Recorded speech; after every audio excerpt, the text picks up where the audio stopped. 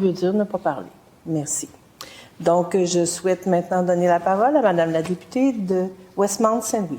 Merci, Madame la Présidente, et merci pour votre écoute attentive. J'apprécie les consignes. Alors, c'est à mon tour d'intervenir sur le projet de loi 9, loi sur le renforcement de la laïcité au Québec. Et je dois saluer l'intervention extraordinaire de ma collègue, la députée de Bourassa-Sauvé. On voit la qualité des échanges puis l'expertise qu'on amène à ces débats, même si nous sommes en désaccord avec les principes des lois. C'est des débats qui sont sensibles et j'ai une grande appréciation pour tout le travail que elle et mes collègues de Mont-Royal, Outremont ont abordé lors de ce projet de loi, parce que nous savons tous que c'est une discussion pas facile. Et je suis quand même très fière de siéger au Parti libéral du Québec avec la députée de Bourassa-Sauvé. Comme j'ai dit, on doit parler de ce projet de loi avec beaucoup de respect parce que la laïcité touche des convictions profondes des membres de notre société et les identités humaines réelles. Alors, j'espère que je serai à l'auteur lors de mes 10 minutes que je souhaite partager avec vous, Madame la Présidente. Comme ma collègue a dit, le Parti libéral du Québec, nous sommes en faveur des principes de la laïcité. On le dit souvent. Puis, c'est important de protéger la neutralité de l'État. Ça aussi, c'est quelque chose qu'on prône. On est contre le prosélytisme. C'est des valeurs qu'on partage. Alors, je pense que c'est important de le dire. Et je reconnais personnellement l'importance de la laïcité, sauf que je pense qu'il faut faire attention d'approcher ces valeurs avec une vision punitive ou bien une exclusion ou quelque chose qui peut avoir des effets contre-positifs, c'est contre-productif. Puis on en voit un peu de ça dans le projet de loi 9, parce qu'encore une fois, c'est pas les principes, mais c'est les dispositions qu'on retrouve à l'intérieur du PL9. Plusieurs aspects du projet de loi 9 vont plus loin que c'est nécessaire, et comme on a entendu de ma collègue, ça crée un effet collatéral dans le réseau de l'éducation, dans le réseau de la petite enfance, dans la vie communautaire, municipale. Et c'est sûr que nous, on trouve que le gouvernement n'a pas démontré, il n'a pas justifié qu'on a un problème généralisé justifiant une réforme aussi large. Alors, c'est difficile comme de dire, est-ce que c'est ça la priorité? Tu sais, Charles Milliard, on parle beaucoup avec lui dernièrement, le chef du Parti libéral du Québec, parce qu'on identifie c'est quoi les 4 piliers, les 4 grands principes, les préoccupations des Québécois, puis sur quoi nous devons mettre nos efforts. La laïcité ne fait pas partie de cette liste-là. Et surtout, à l'intérieur du projet de loi 9, nous ne sommes pas en train de corriger un problème dont le réseau a quand même soulevé qu'on a besoin de régler. Et je dois dire, parce que c'est quelque chose, encore une fois, qui est préoccupant, chaque fois que le gouvernement utilise la disposition de clauses dérogatoires d'une façon préemptive, nous sommes en train de brimer les droits des Québécois de s'exprimer. Et c'est contre le principe de démocratie.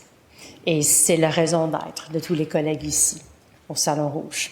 C'est la raison qu'on a décidé, il me semble, de se présenter, c'est de porter la voix de nos citoyens et aussi de s'assurer que nos citoyens ont une tribune pour s'exprimer.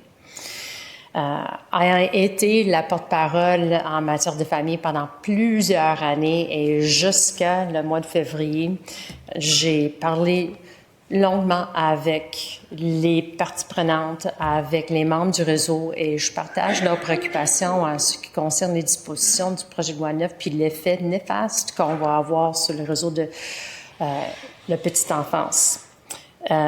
C'est un réseau qui fait face déjà à beaucoup de défis. On n'a pas besoin d'ajouter des défis. Nous avons toujours 60 000 places en attente des enfants qui souhaitent avoir accès. Et les défis qu'ils ont, majoritairement, c'est dans le recrutement, la rétention, la valorisation de ce rôle-là. Et ce que le gouvernement est en train de faire avec l'éventuelle adoption du projet de loi 9, c'est mettre des bâtons dans les roues des CPE, des garderies, du milieu familial, d'engager du monde ou d'offrir des services en petite enfance à une population dont nous avons grandement besoin, surtout les femmes. C'est une mesure économique. Si on souhaite que les Québécois retournent sur le marché du travail, entre autres les femmes, bien, il faut offrir des places en service de garde, pas mettre des freins dans le développement, pas mettre des freins en ce qui concerne la qualité puis la ratio, parce que nous avons besoin d'avoir des éducatrices qualifiées. Le gouvernement fait majoritairement le recrutement au Maroc, où on comprend qu'ils ont quand même des valeurs qui se diffèrent peut-être d'une partie de la population québécoise. Je questionne comment on peut parler des deux côtés de la bouche. On fait du recrutement, mais lors de votre arrivée ici, ça se peut que vos valeurs, vous ne pourriez pas les démontrer publiquement. Et on a besoin d'augmenter le ratio des éducatrices qualifiées. Ils ont des besoins urgents, je le dis encore une fois, mais nous sommes en train de mettre des contraintes pour que le réseau puisse poursuivre à engager du personnel qualifié et garder le personnel qualifié dans le réseau.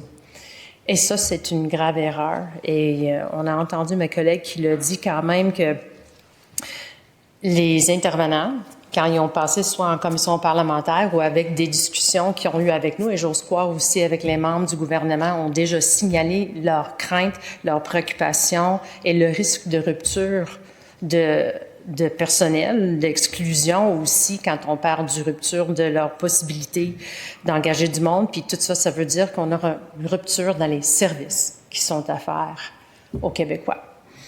Et ça, c'est inacceptable. Puis le réseau a quand même insisté sur ces effets-là.